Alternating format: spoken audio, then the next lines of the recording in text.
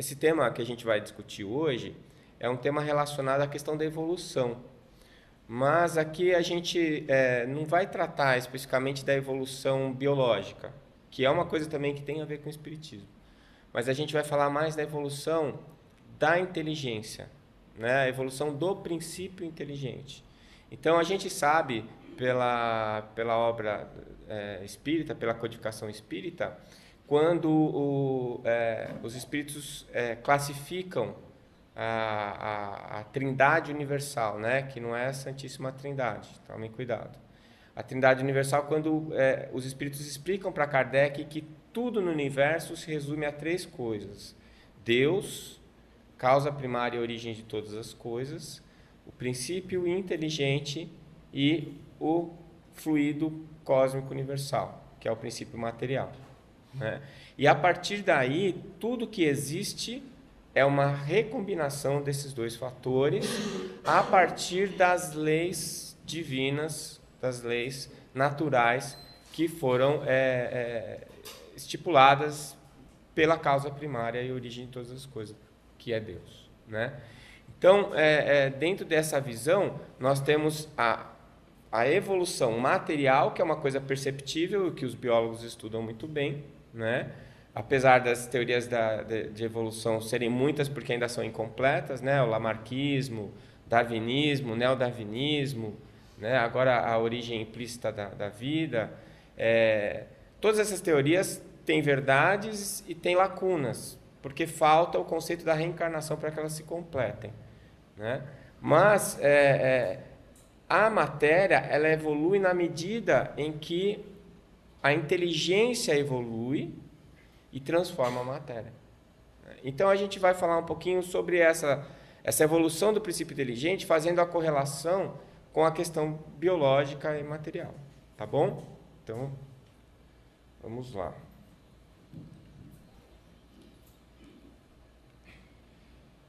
Quando eu era menor e a gente queria falar que alguém era burro, a gente falava que tinha QI de ameba. Não sei se vocês eu já ouvi QI de Vongole também, mas o Vongole já é melhor que a ameba, ele é um pluricelular, a ameba é mais primitiva. Será que a ameba tem QI?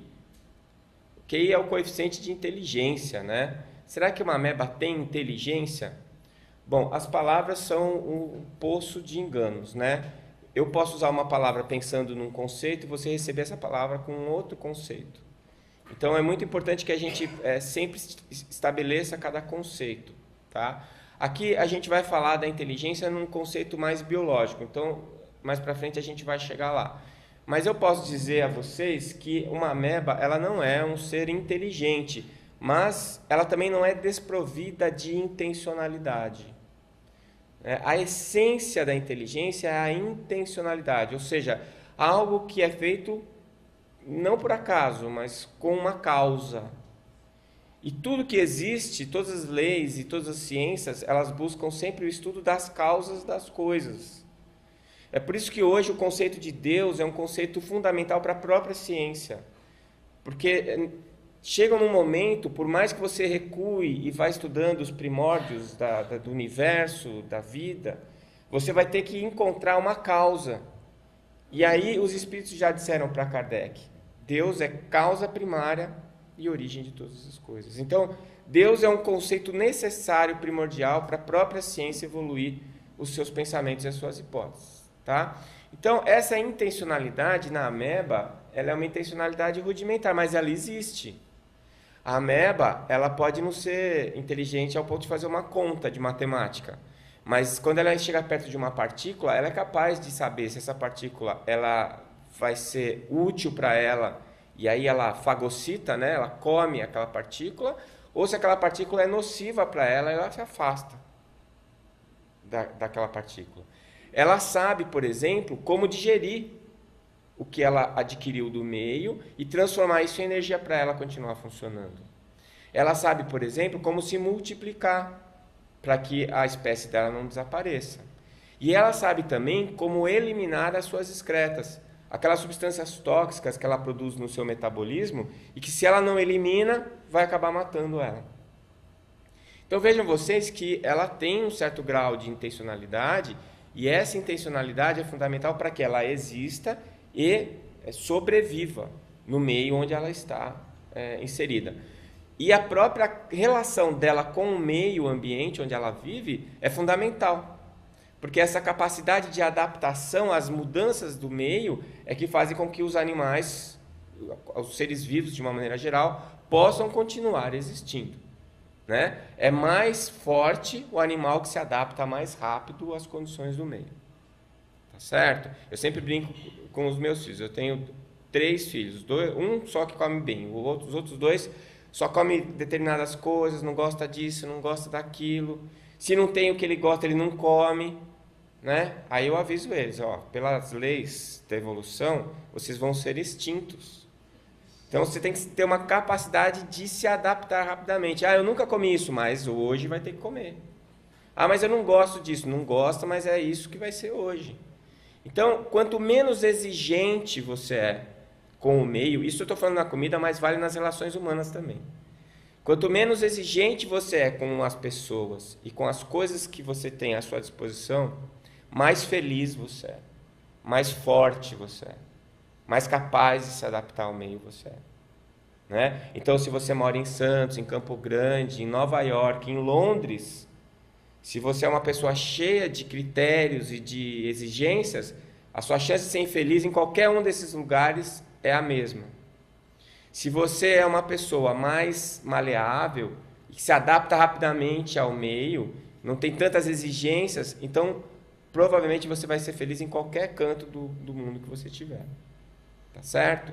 Então, essa é o que os biólogos chamam de automatismo celular. Né? Então, essas aqui são 3 amebas, provavelmente fazendo uma conferência, essa aqui está palestrando, né? E está explicando como é que faz para se alimentar, para eliminar suas excretas e tudo mais. Tá? Isso daí é uma coisa que a gente observa em seres elementares, que são as amebas, por exemplo, que são unicelulares. Cada célula dessa aqui é um indivíduo por si só. Tá? Que são o início, a saída do processo evolutivo. Os seres unicelulares, em um determinado momento da evolução, eles começaram a perceber que se agregando, eles seriam mais fortes. Se juntando, eles poderiam ser mais felizes, mais bem-sucedidos no meio onde eles vivem. E seguindo a escala evolutiva, né, a escala filogenética, a gente sai dos unicelulares para as esponjas. Isso aqui é uma foto de várias esponjas do mar. Não sei se vocês tá dando para ver, né? Ela não tem uma forma definida.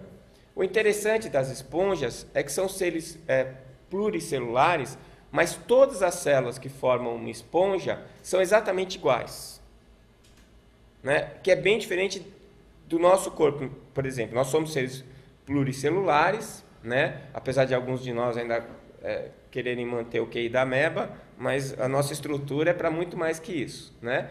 E nós temos vários tipos de células associadas que compõem o nosso corpo, como se fosse uma sociedade, cada célula desempenhando uma função mais específica. É a mesma coisa, você pega uma dona de casa que mora na fazenda, ela sabe fazer queijo, ela pega o leite, ela vai lá, pega o ovo lá no galinheiro, ela faz iogurte, ela tem pão, ela tem uma capacidade grande de fazer várias coisas, né? Mas ela, por exemplo, não consegue fazer determinadas coisas muito específicas, né? Mais complexas, por causa dos recursos que ela tem lá. Agora você pega uma mesma dona de casa que mora numa cidade grande, ela não sabe fazer pão porque tem o padeiro que faz. Ou ela até sabe, mas não precisa fazer.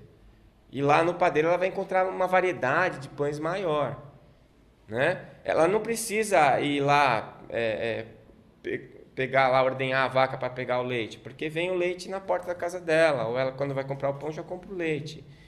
E assim por diante, né? Então as coisas, quando você está em sociedade, cada um se especializa em uma coisa, isso tira encargos de cada indivíduo e faz com que cada indivíduo possa se especializar. Então o segredo é esse, né? Num primeiro momento, essas células simplesmente se amontoam, que é o caso da esponja, tá? O que eu achei interessante, né? Eu não sei, quem tem filho em casa vai vai saber do que eu estou falando, é que tem um desenho animado que chama Bob Esponja. Eu não sei se algum de vocês já assistiu, né? Me chamou a atenção desde o início. Primeiro, que o desenho é genial.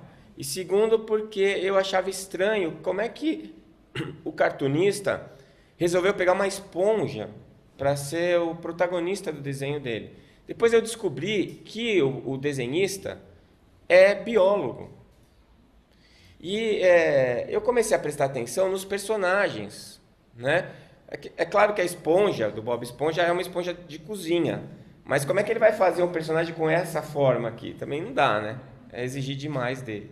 Mas vejam vocês, que se você pegar, ele começou com o Plâncton, que eu não achei o desenho, que é um unicelular, né? Depois vem o Bob Esponja, que é a esponja. Depois vem o Patrick, que é a estrela do mar, já é um equinoderma, já é um ser com diferenciação celular. Depois ele vai para o molusco, que é o Lula molusco. Depois, na escala evolutiva, são os mamíferos. Mas como é que ele vai colocar um mamífero na fenda do biquíni, né? Que é dentro do mar, no fundo do mar? Ele colocou uma roupa de astronauta e colocou o esquilo lá. E se você for ver, ele é o personagem mais inteligente, né? A Sandy é quem sabe todos os truques, é a mais forte, a mais inteligente, é a mais descolada, né? E o Patrick e o Bob Esponja são ingênuos. E o molusco no despertar, né, da consciência é o chato, né? Então, vocês vejam que interessante, porque se você pegar o desenho, você vai ver que ele colocou nos personagens, além dele estabelecer a escala filogenética, né, do unicelular até o mamífero, ele deu uma certa característica para cada um desses personagens que são interessantes de você avaliar. Porque o que está acontecendo aqui?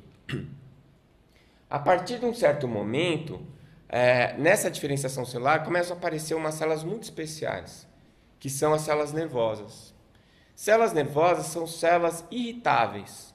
Não irritáveis de se irritar com qualquer coisa, irritáveis de capazes de perceber mudanças no meio ambiente rapidamente. O que é uma grande vantagem, lembra que eu falei na capacidade de adaptação. E essas células irritáveis, elas começam a se aglomerar para formar um sistema nervoso. Então, nesse processo de especialização das células, as células se agrupam em determinadas tarefas grandes. Por exemplo, a tarefa de adquirir oxigênio do meio. Então, várias células se organizam em tecidos, esses tecidos se organizam em órgãos, que têm a função primordial de captar o oxigênio e eliminar o CO2, o que a gente chama de sistema respiratório. Depois você tem um sistema circulatório, o sistema locomotor e assim por diante. E o último sistema que se desenvolveu é o sistema nervoso. Dentro dessa capacitação que o animal vai adquirindo, dentro dessas novas células que aparecem com essa função de capacidade de perceber mudanças do meio, elas começaram também a desenvolver uma capacidade de interpretação e de emissão de respostas. E aí, quanto mais células nervosas vão surgindo e quanto mais vai se desenvolvendo o sistema nervoso, mais esse animal vai se tornando capaz de escolher, de perceber o que está acontecendo no meio e de responder a essa mudança de uma maneira objetiva, né? O primeiro passo, depois desse automatismo celular, é o que a gente chama de instinto, que é uma resposta automática que ele dá às alterações do meio.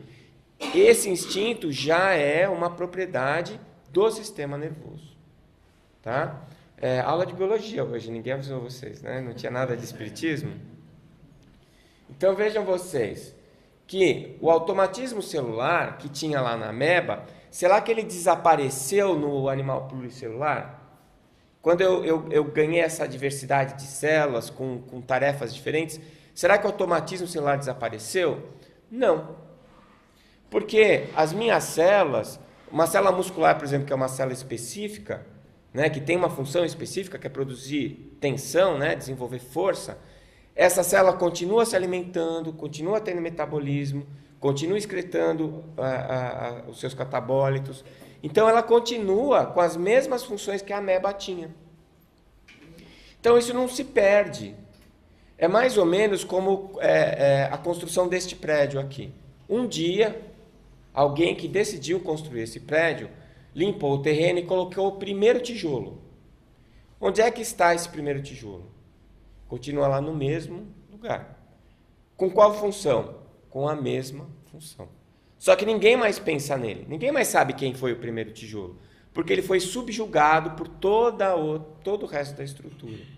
Se hoje aqui a gente está falando e tem luz, tem água, tem luminosidade, é porque vários elementos concorreram para que isso daqui estivesse desse jeito. Mas o primeiro tijolinho ainda está lá. Se você constrói um prédio de 5 andares, quando você chega no 5º andar, o primeiro andar não desaparece. Ele continua lá. Só que ele agora é só o primeiro andar. Em um certo tempo ele era o prédio, antes de eu construir o 2º andar. E quanto mais andares eu construo, mais subjugado ele fica. Então, a evolução, ela acontece nessa medida. Eu não vou perdendo as coisas que eu conquisto, mas elas vão tomando o seu lugar, como se fosse um mosaico. E André Luiz chama a atenção disso, explicando para a gente no livro Evolução em Dois Mundos, a consciência fragmentária. O que é a consciência fragmentária? Nós aprendemos cacos de informação. Esses cacos são colocados no nosso painel. E aí nós vamos crescendo e aprendendo e colocando vários caquinhos. Um belo dia você olha e você tem um painel enorme, um mosaico gigantesco, com imagens complexas, lindas, formadas pelos pequenos caquinhos que a gente aprendeu. Com o aprendizado que a genética nos trouxe, o projeto Genoma, a gente coloca isso objetivamente na genética. O primeiro animal que aprendeu a sintetizar osso, o primeiro vertebrado, tem um pacotinho de genes que são capazes de produzir o esqueleto. Este pacotinho é o mesmo, os genes que produzem o esqueleto são os mesmos, desde esse primeiro vertebrado até o mamífero. É o caquinho. Não é? Todas as aquisições biológicas, elas estão incluídas no nosso genoma. E quando foi feita a análise do genoma humano, nós percebemos que a maior parte dos nossos genes estão relacionados aos genes das bactérias. Por que isso? Porque foi lá que nós aprendemos o metabolismo, foi lá que nós aprendemos a excreta, foi lá que nós aprendemos tudo que nós sabemos que é fundamental para a nossa sobrevivência e evolução. Mas nós criamos um sistema nervoso, essas células se organizaram em um cordão, que é chamada inicialmente notocorda, que depois vai virar a medula, e depois uma encefalização, um crescimento da porção cranial desse sistema nervoso, até o ponto em que nos encontramos hoje, que é o nosso encéfalo, e que não está estável ainda. Nós ainda estamos evoluindo com o nosso sistema nervoso central. O nosso lobo pré-frontal é altamente instável. A tendência é que cada vez nossa testa seja maior. Vai chegar um momento que a gente não vai precisar mais usar boné. Já faz sombra com a testa. Essa é a evolução. Como o dedinho mínimo do pé está desaparecendo e outras estruturas que têm um objetivo de estarem lá. Para que serve? Não serve para nada. Não, serve sim. Serviu, pelo menos. E agora está num processo de evolução. Como outras estruturas estão surgindo. E é assim que vai indo na evolução da inteligência que arquiteta o corpo biológico. A cada encarnação, nós trazemos todas as nossas novas aquisições para o projeto que nós vamos construir, sem desperdiçar aquilo que já foi aprendido. É sempre construindo num processo de adição dessas estruturas.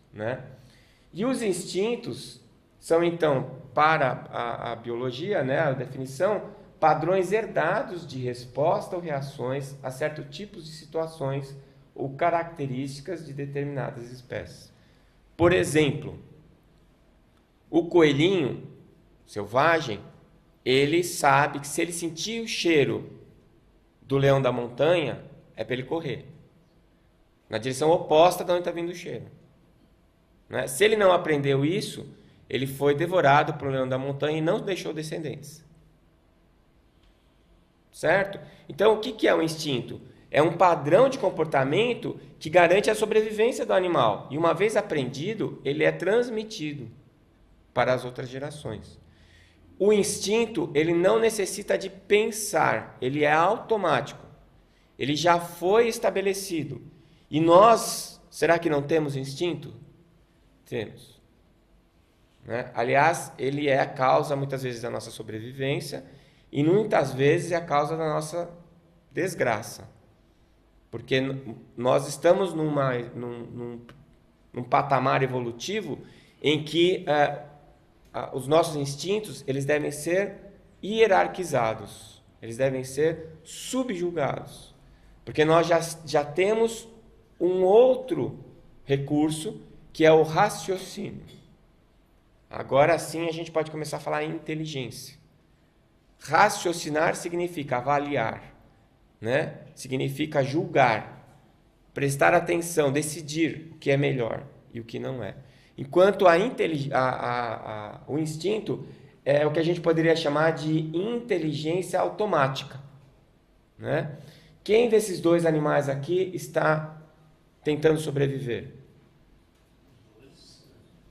Os dois. A gente fica com pena do da frente, mas se o de trás não pegar o da frente, morre ele e morre sua prole. Não é? E aí é um jogo de instintos, porque esse aqui fica parado sentindo o cheiro. Como esse aqui sabe que ele sente o cheiro, ele sempre tenta se aproximar contra o vento, que é para o outro não sentir o cheiro, né? E aí ele fica agachado para esse aqui não vê-lo, mas o outro, em compensação, não consegue, não fica muito tempo comendo, levanta e olha para todos os lados, para ver se não tem ninguém agachado se escondendo. Então vejam que, apesar de existir um instinto que os motiva, já existe algum grau de inteligência quando você arquiteta o ataque, na estratégia de ataque e na estratégia de defesa.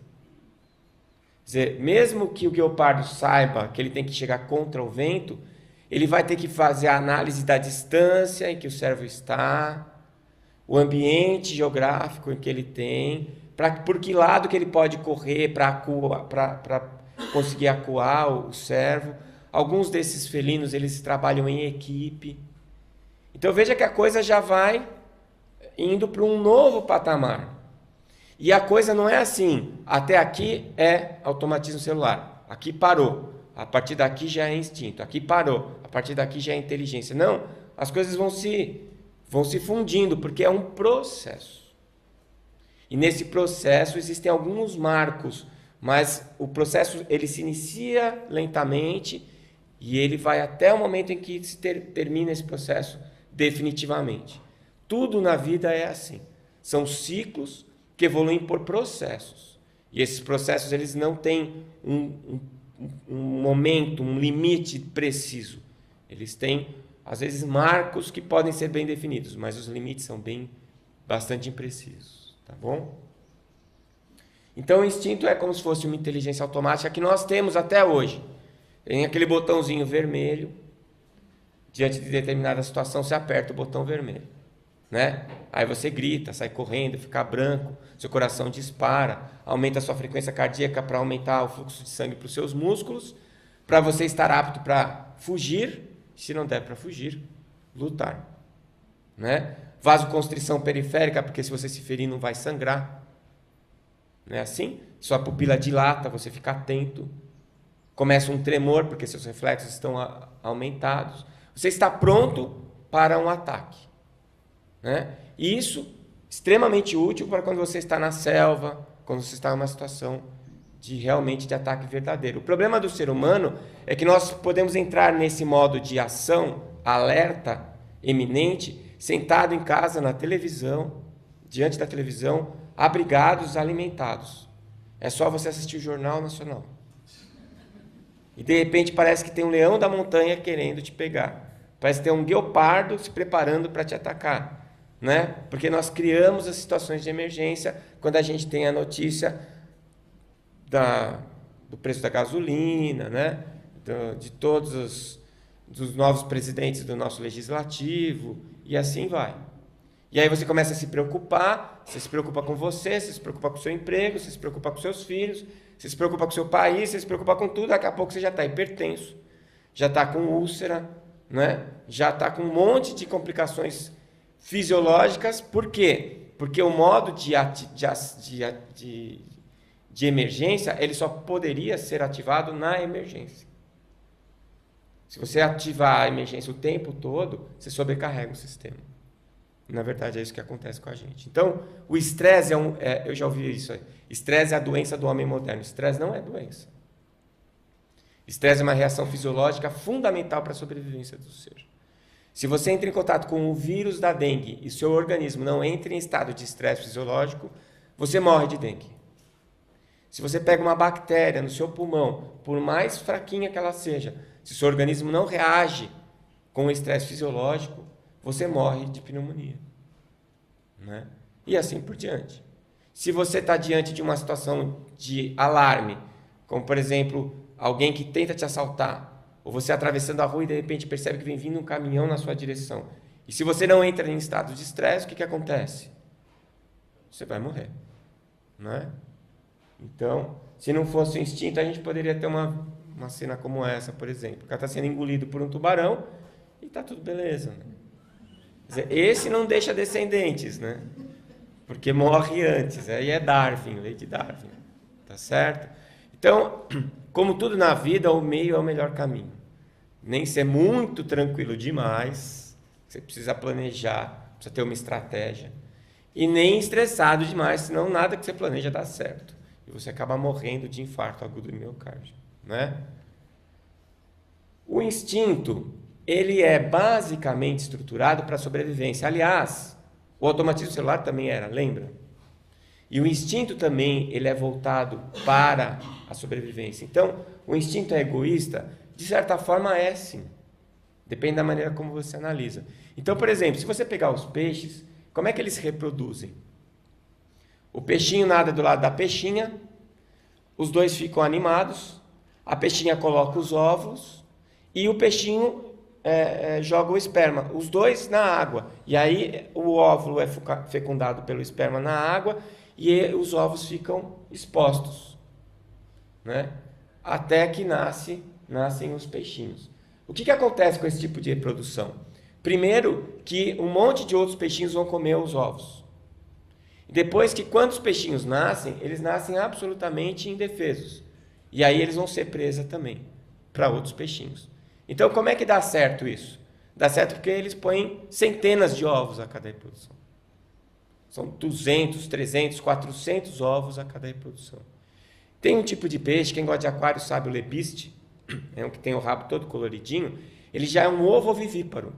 Então, a fecundação já é dentro da fêmea, então ele não põe ovo. Quando o peixinho está pronto, a fêmea ela faz o parto do peixinho e ele já nasce assim.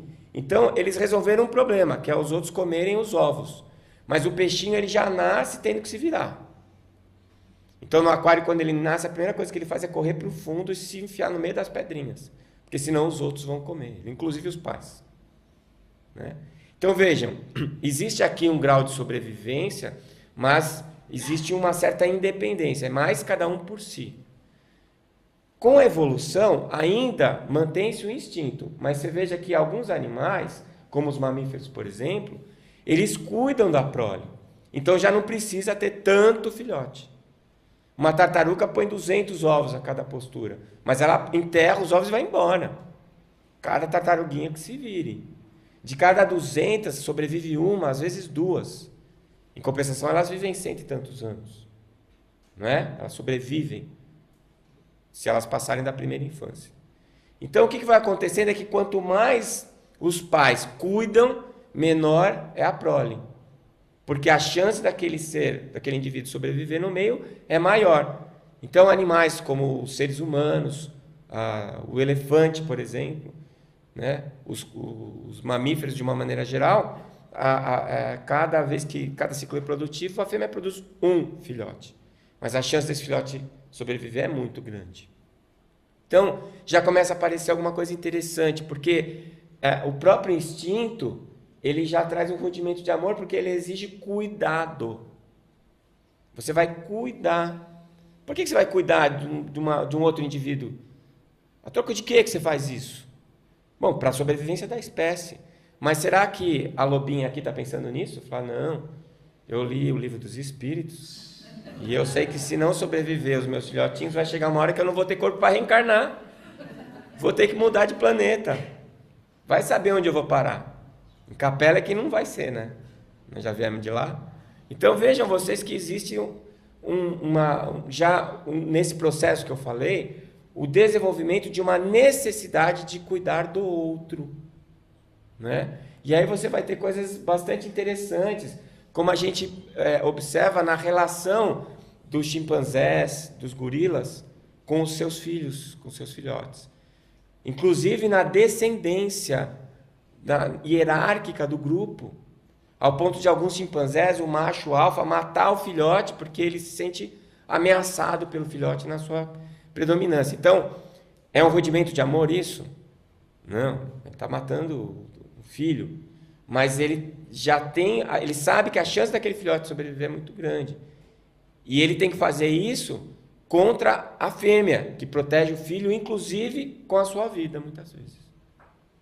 Né? Então, aqui, veja que nós já estamos ensaiando um amor incondicional. Ensaiando, porque isso não é incondicional. Né? É igual a gente com um filho. Quando o teu filho nasce, você gosta dele e não sabe por quê. Você cuida dele e cada vez você gosta mais dele. Aí você fala assim, nossa, eu gosto desse cara incondicionalmente, de qualquer jeito eu gosto dele. E é verdade, isso por um tempo. Mas quando ele começa a demonstrar a personalidade dele, e a hora que ele entra na puberdade, e que vem os influxos do passado, ele começa a expor quem ele é como espírito, aí você já começa a entrar em conflito. E aí você descobre que ele não era tão incondicional. Você ama ele, mas você quer que ele seja feliz do seu jeito, né? A gente quer que os nossos filhos sejam felizes segundo o nosso conceito de felicidade. Você quer que ele faça determinada coisa porque você acha que isso vai ser melhor para ele, né? Ah, meu filho, tem que ser médico, engenheiro ou advogado. Não, mas eu quero ser músico. Você está louco? Músico? Não, de jeito nenhum. Né? E assim vai. Quer dizer, na verdade, será que é tão incondicional assim o amor? Aí ele arruma uma namorada, a sogra nunca gosta da namorada, não é mulher para o filho dela. Né? E assim a coisa vai caminhando. Tinha uma propaganda da Danone na televisão, não sei porque eles tiraram, que eu achava genial. Era a mãe dando o Danoninho para o filho e falando, come, meu filho, o menino no cadeirão pequenininho, come, meu filho, para você ficar forte, bonito. Aí ela deu outra colherada, parou para pensar, falou assim, aí você vai arrumar uma namorada, né? Aí você vai casar com ela, vai embora, não vem nem no Natal. Seu sem vergonha, você catou o Danoninho e foi embora. O menino ficou assim, olhando, sem perceber, sem saber o que estava acontecendo.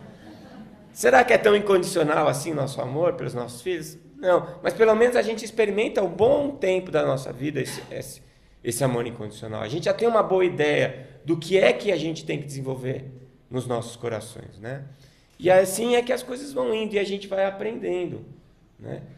Porque quando a gente chega nesse estágio, que é o estágio da inteligência, a gente já é capaz de analisar, né? Então a inteligência pode ser definida como capacidade mental de raciocinar, planejar, resolver problemas, abstrair ideias, compreender ideias, linguagens, capacidade de aprender coisas complexas.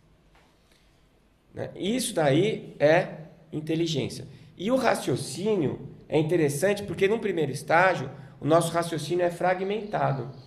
Quem tem cachorro em casa sabe disso. O cachorro, às vezes, ele tem alguns momentos em que ele está sentado assim, ele fica parado olhando para o futuro. Assim. Vocês já perceberam isso? Aí você fica pensando, puxa, o que será que ele está pensando, né?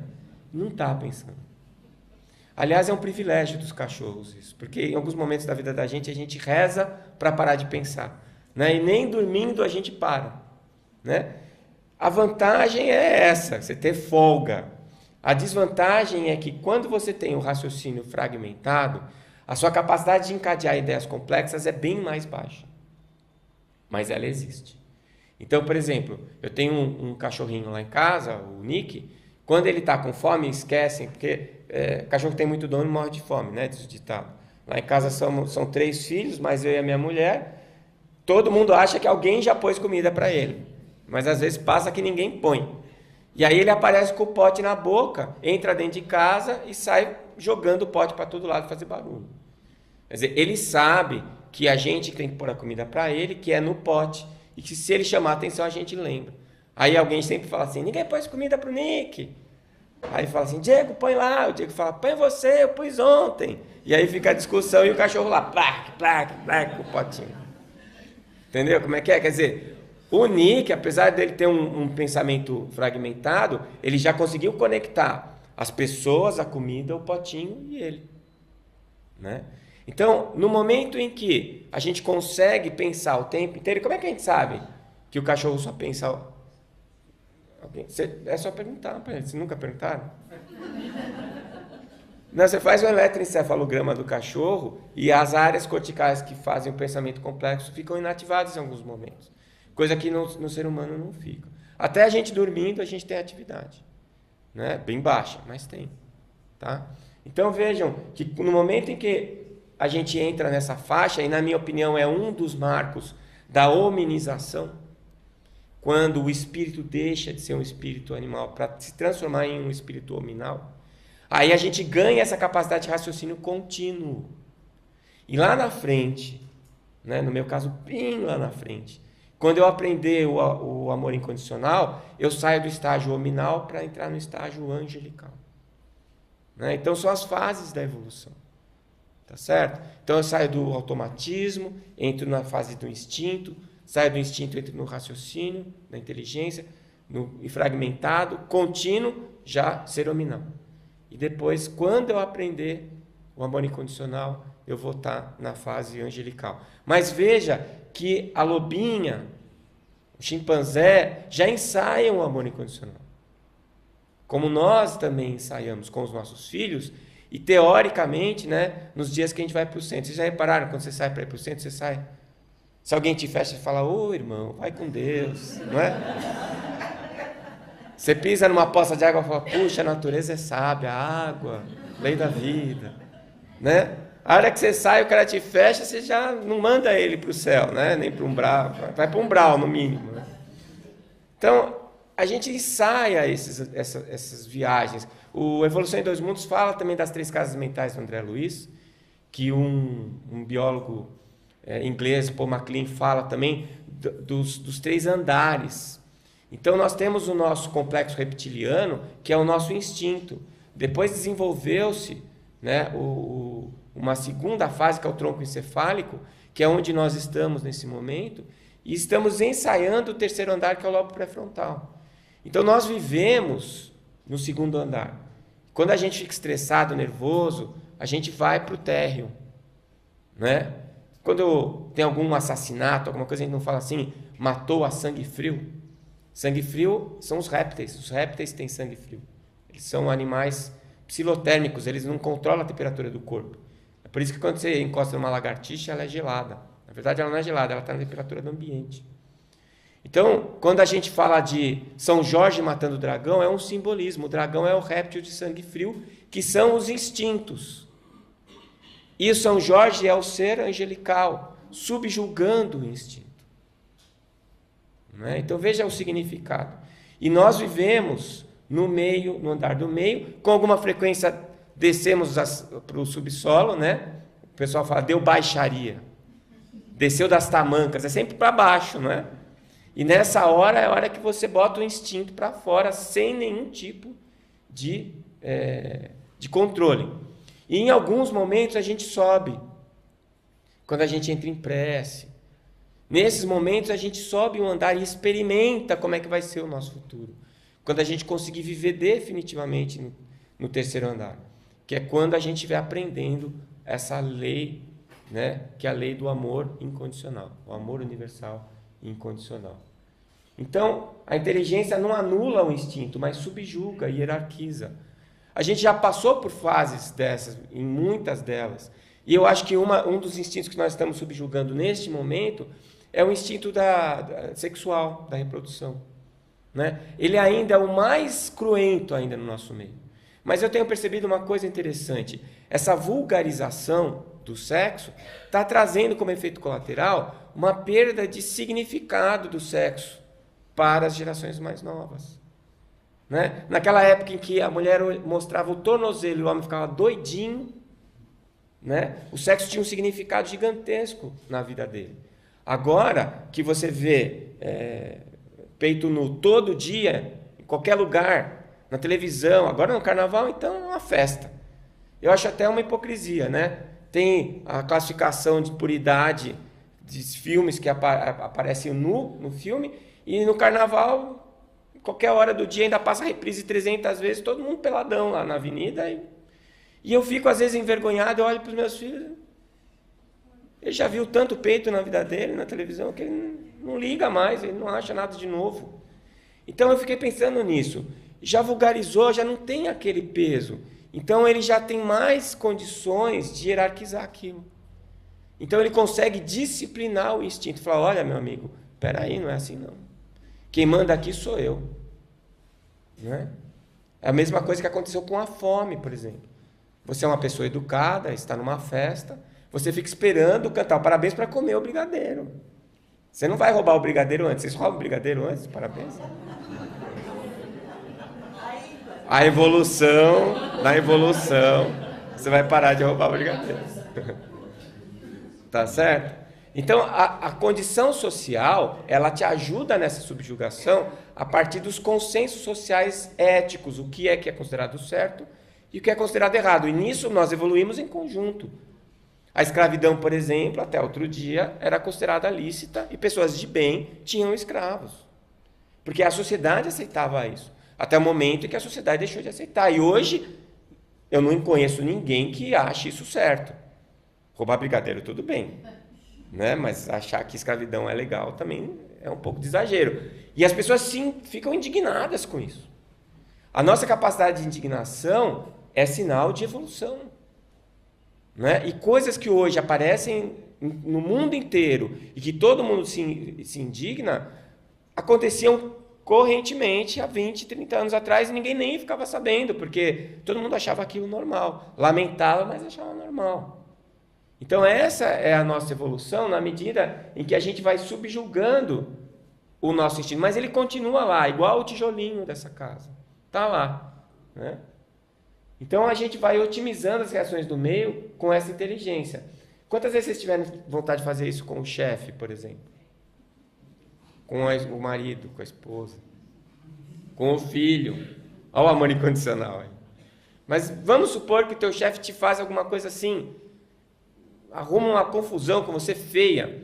Na hora a vontade é você pular no pescoço dele, mas você não pula, porque você pensa, ele vai me mandar embora, aí eu tenho lá 3 bocas para alimentar em casa, como é que eu vou fazer? Aí você fica quieto, não fala nada, subjuga o seu instinto, que é de reagir. Aí você sai, procura outro emprego, arruma um emprego melhor, volta lá e esgana o chefe. Mas pelo menos você já garantiu o seu emprego primeiro. Você otimizou a sua estratégia de ataque. É isso que a inteligência faz. Né?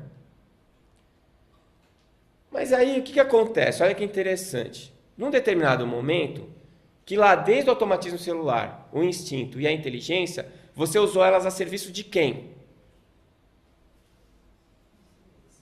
De você mesmo. O que é que você queria? Primeiro sobreviver, né? Depois, quando começou no mamífero e mesmo hoje o homem, é dominar o meio. Não só você quer comer e dormir, como você quer garantir que isso vai acontecer. Não é uma ofensa nenhuma às mulheres, nem estou falando que vocês são interesseiras, essa é uma questão biológica. O que a fêmea procura no macho? O macho mais forte, que vai garantir que ela tenha uma prole de indivíduos fortes e um macho que a proteja, para ela garantir que a prole dela vai sobreviver. Não é assim? Então a fêmea procura o macho mais forte. Entre os seres humanos, o macho mais forte não é o bombado. O macho mais forte é o que tem uma conta boa no banco. Por quê? Porque ele garante para ela um futuro para ela e para os filhos dela. É inconsciente ou subconsciente, mas é verdade. Certo? O bonitinho e o rico. Né? Ou o bonitão e o bonitinho rico. Porque também, né? Ninguém é de ferro, tem que ser meio bonitinho, que tem um instinto lá. Quem que ela vai escolher? Vai escolher aquele que vai dar mais condições para ela. O cara é super bonito, simpático, elegante, mas não gosta de trabalhar, dorme o dia inteiro. Não dá, né?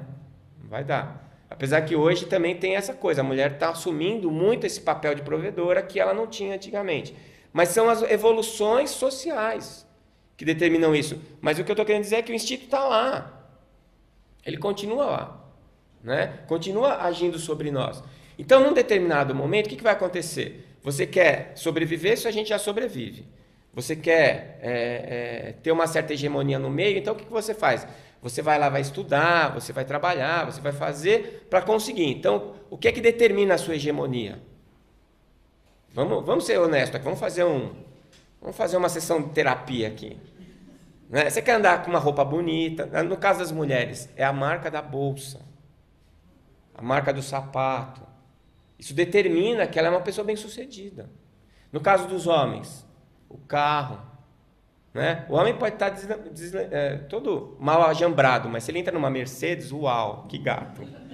Não é? Então a gente vai atrás disso. Aí você quer uma casa confortável, uma casa boa, só que aí chega um detalhezinho que começa a acontecer. Se você está andando num carro importado, você é alvo de assalto.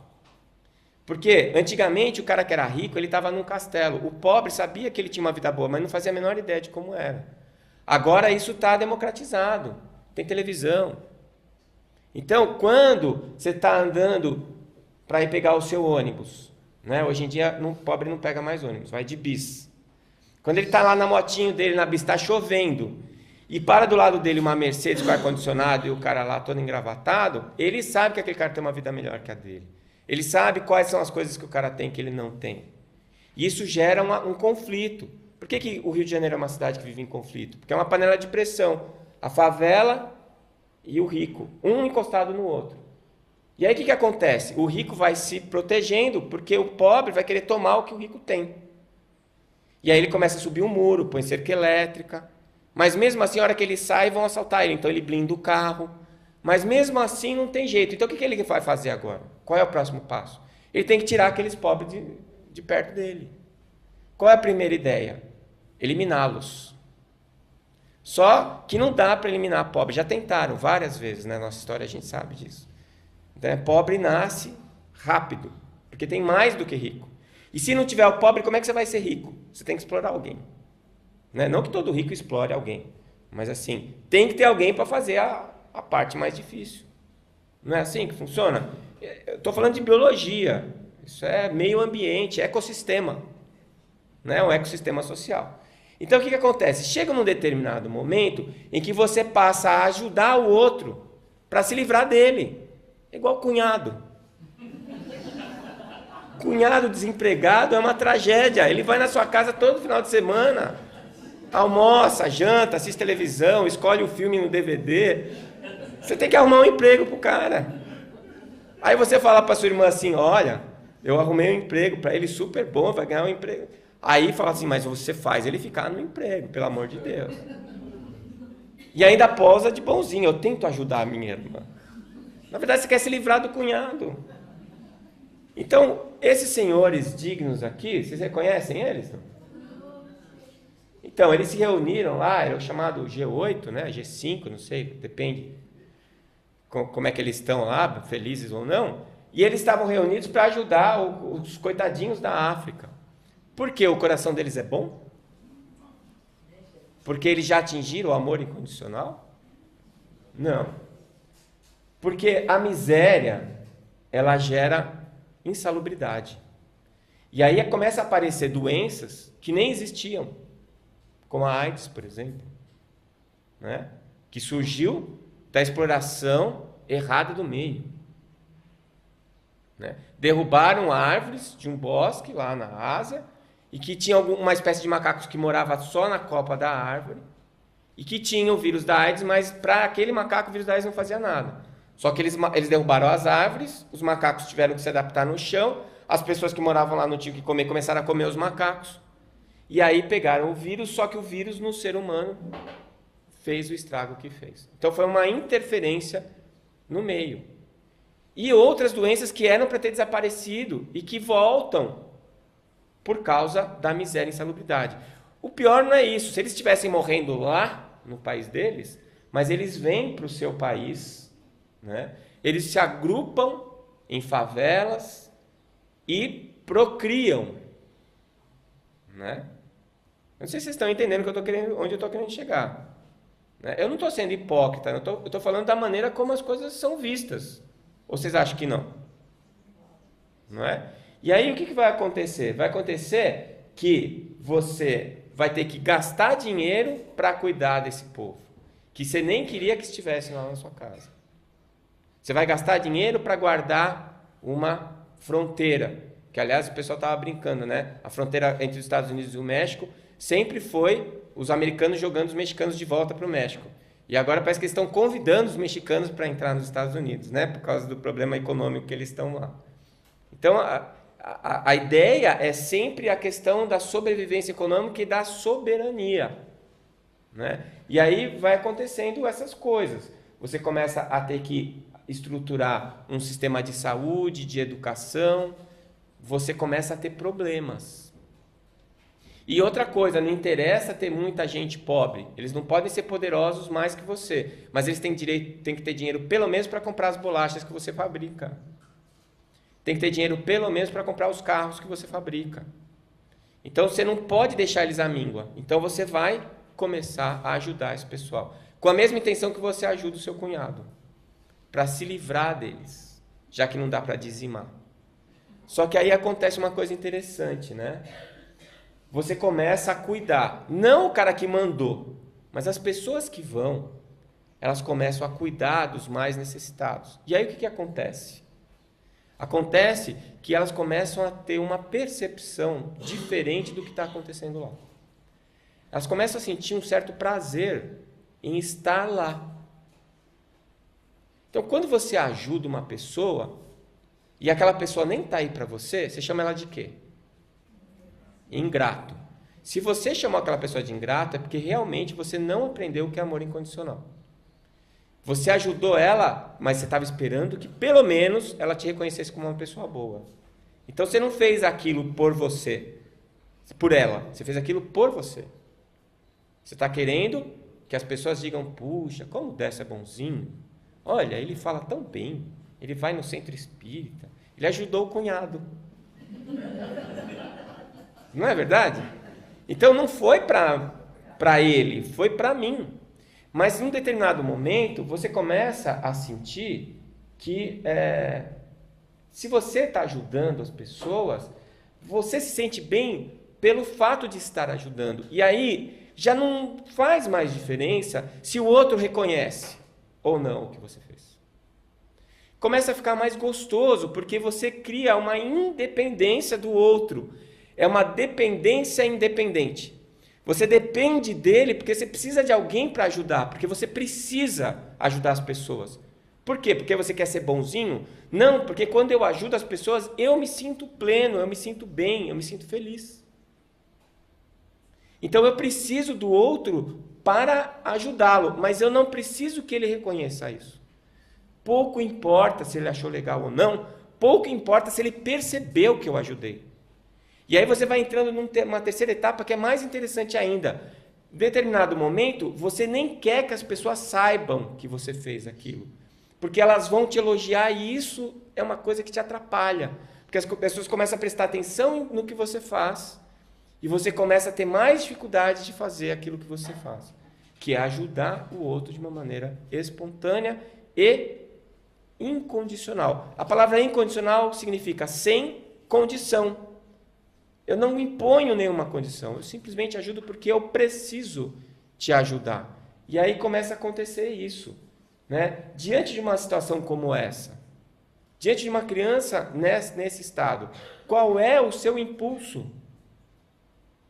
Você vai sair para tentar dar um tiro no presidente, no prefeito, ou você vai acolher essa criança?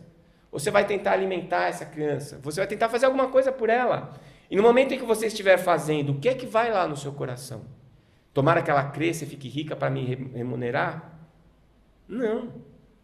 Você quer que ela sobreviva. Para você é o que basta. E se ela não sobreviver, mas você fez o melhor que você pôde por ela, já está bom para você. Veja que engraçado. Você foi ajudá-los para se livrar deles. E agora você precisa deles para se ajudar. Né? Eu acho que essa é a grande pegadinha de Deus. Ele nos fez egoístas até o final. E aonde é que esse egoísmo vai nos levar? No altruísmo. Porque a gente vai chegar à conclusão que a única maneira que eu tenho de realmente ser feliz, de estar em paz comigo mesmo, é agir em prol do outro. Enquanto eu estiver lutando pela minha felicidade, eu vou ter sempre uma aresta, eu vou ter sempre um buraco, uma dificuldade, mas no momento em que eu descubro que o que me faz realmente feliz é agir para o outro, eu me completo, sem o outro, no sentido de necessidade de receber algo dele, mas com o outro no sentido de que eu preciso dele ao meu lado para que eu possa caminhar com ele. Né? Além do que, quando nós estamos caminhando com alguém, esse alguém caminha conosco também. E se nós auxiliamos a ele, ele também nos auxilia no momento de dor, de dificuldade que nós passamos. Né? Então é isso. Esse bem-estar que você sente pelo fato de estar fazendo bem. Né? No final, é descobrir que fazer o bem te faz bem, antes de fazer bem ao outro. E o egoísmo levando ao altruísmo. É interessante isso, né? Quer dizer, quando eu faço o bem, quando eu penso bem, quando eu sinto o bem, o primeiro a ser atingido sou eu. Eu posso amar o outro e o outro me odiar. Pouco importa o ódio dele. Se eu amo ele, eu sou imune ao ódio dele. E quem é que sofre com o ódio que ele tem por mim? Ele. A emissão do pensamento ruim prejudica quem emite. E só vai me atingir se eu aceitar aquela vibração de ódio e passar a odiá-lo também. Não é o ódio dele que me afeta, é o meu ódio por ele que me afeta. Então, se alguém vem e te roga uma praga e a praga pega, a culpa é sua, não é de quem rogou a praga. É você que gostou e quis o mesmo para ele. Né? Aquela assim, eu não desejo mal para ninguém, mas tudo que ele deseja para mim, ele vai ter para ele. Saída diplomática, mas ainda assim vingativa. Não é? Então, o amor incondicional é o último grau da evolução da inteligência. É por isso que a gente sai do automatismo celular e chega no amor incondicional, quando nós atingimos o mais alto patamar da evolução da inteligência, que é essa percepção, que racionalmente nós já temos. Né? Eu, pelo menos, estou falando isso para vocês porque eu acredito nisso. Mas eu não consigo aplicar isso na minha vida ainda. Então, a racionalidade é o primeiro passo para que eu instale esse conhecimento no meu coração, no meu espírito. Aí sim, quando eu conseguir fazer isso, eu atingi o mais alto grau de evolução.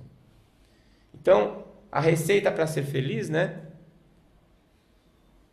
É um atalhozinho que a gente propõe, que é o seguinte: você viver com metas. O que é uma meta? Um objetivo, alguma coisa que eu quero alcançar. Ter objetivos, mas abolir as expectativas. O que é uma expectativa? É algo que eu imagino que vai acontecer. Se eu imagino que vai acontecer, onde isso está? Só na minha cabeça. A pior expectativa que tem é a expectativa que a gente faz para as pessoas. Então, eu caso tendo uma expectativa que a minha mulher é aquela mulher dos meus sonhos. Bom, ela pode ser ótima, mas ela nunca vai ser aquela mulher dos meus sonhos, porque aquela mulher dos meus sonhos só existe nos meus sonhos. E pior, ela vai mudando cada sonho. Né? É quântico. Todo dia é uma mulher diferente. E a que você casou está ali. Né? A mulher que casa com o príncipe encantado acorda com o sapo. É o contrário, não é o sapo que vira príncipe, é o príncipe que vira sapo. Então, o que é que você pode fazer com relação a isso? Você tem que olhar para a pessoa como ela é e aceitá-la do jeito que ela é. Viver uma relação real. Né? E isso só se faz abolindo expectativas. Eu já tentei fazer isso também. É quase impossível nessa fase da vida. A gente faz expectativas, cria expectativas para absolutamente tudo na nossa vida. Mas são elas que fazem a gente sofrer. Né? As expectativas, elas são suas e não dos outros. E é injusto cobrar deles o que você imaginou na sua cabeça. Né? Elas geram ilusões, leva a frustração, decepção e faz germinar a raiva e a intolerância. Você acha que ele é aquela pessoa que você queria que ele fosse. Aí ele não é. Aí primeiro você fica frustrado, depois decepcionado, aí você começa a ficar com raiva. Depois que você ficou com raiva, o que você precisa? Perdão. Olha o trabalhão que dá. Olha quanta energia você gasta. Então já casa com o que você quer casar. Né? É uma coisa que me arrepia. Fala assim, e aí? O que você quer para sua vida? Estou esperando alguém para me fazer feliz. Puxa, tadinha. Senta aí, espera num colchão de casca de ovo, porque vai dar escara. Ninguém vai te fazer feliz, a não ser você mesmo. Quem manda na sua vida é você. Você quer que os outros façam as coisas para você? Você quer que os outros venham te fazer feliz, sendo que a felicidade é uma construção íntima de cada um, intransferível, não é? Então a gente faz isso o tempo todo, com todo mundo. Eu faço, pelo menos, eu não sei vocês, né? Um ambiente de luz, assim, às vezes tem algum espírito mais evoluído. E provoca mágoa. E nos faz infeliz. Né? Infelicidade não é o contrário de felicidade, é a ausência dela. Né? O contrário de alegria é tristeza. Mas o contrário de felicidade não existe. É infelicidade. A escuridão é a ausência de luz, não é o contrário da luz. Certo? Então, o mal é a ausência do bem. Não é o contrário do bem. Então, se eu sou mal, o que falta é instrução, conhecimento, consciência. E na medida em que eu vou tomando consciência, eu vou gerando o bem dentro de mim, independente do que esteja acontecendo ao meu redor. O que acontece é que o bem contamina o mal, porque o bem existe, o mal é apenas uma ausência. Da mesma maneira que um fósforo riscado ilumina um ambiente escuro. Não precisa ser uma lâmpada de grande potência. Se eu consigo desenvolver o conhecimento, amplia minha consciência e gero o bem, a ausência desse bem vai ser preenchida por mim. Né? E aí essa lista que é uma proposta que a minha mulher fez para mim, a gente fez e no final demos muitas risadas. Porque faz uma lista dos seus piores 5 problemas hoje. Só os 5. Se for por todos, não cabe. Né? Tem que comprar uma HD externa para o seu computador para você pôr todos os seus problemas lá. Mas ponha só os 5 principais. E depois analise friamente se todos eles não são causados pelas suas expectativas. Nunca é de fora para dentro. O problema é sempre com você. O que você acha que devia ter, o emprego que você acha que era para ser, o que você acha que as pessoas tinham que ter feito para você, o que elas tinham que ter falado para você, onde você acha que devia estar hoje e assim por diante. Só a expectativa. Essa é a má notícia, a boa. Se é expectativa, é com você. Elimina a expectativa, o problema vai embora. Então, amar. Chico falou isso daí. O perdão só é necessário para quem ainda não sabe amar. Se você sabe amar, não se ofende. Se não se ofende, não precisa perdoar. Então, perdão é uma necessidade, um remédio amargo, duro, difícil, que demanda muita energia, mas que a gente só precisa usar porque a gente não sabe amar. No momento em que a gente aprende a amar, fica imunizado. E aí eu vou concluir com essa fala, que muitos de vocês já devem conhecer, mas que eu acho que ela resume tudo. Muitas vezes as pessoas são egocêntricas, ilógicas e insensatas. Perdoe-as assim mesmo. Se você é um vencedor, terá alguns falsos amigos e alguns inimigos verdadeiros. Vença assim mesmo. Se você é honesto e franco, as pessoas podem enganá-lo. Seja honesto assim mesmo. O que você levou anos para construir, alguém pode destruir de uma hora para outra. Construa assim mesmo. Se você tem paz, é feliz, as pessoas podem sentir inveja. Seja feliz assim mesmo. Se você é gentil, as pessoas podem acusá-lo de egoísta, interesseiro. Seja gentil assim mesmo. Dê ao mundo o melhor de você, mas isso pode não ser o bastante. Mas dê o melhor de você assim mesmo. Veja você que no final das contas é entre você e Deus, nunca foi entre você e as outras pessoas. Madre Teresa de Calcutá. Eu fiz ao contrário, porque se eu começo por essa frase, eu não precisava ter feito a palestra. Aí ia perder. Muito obrigado.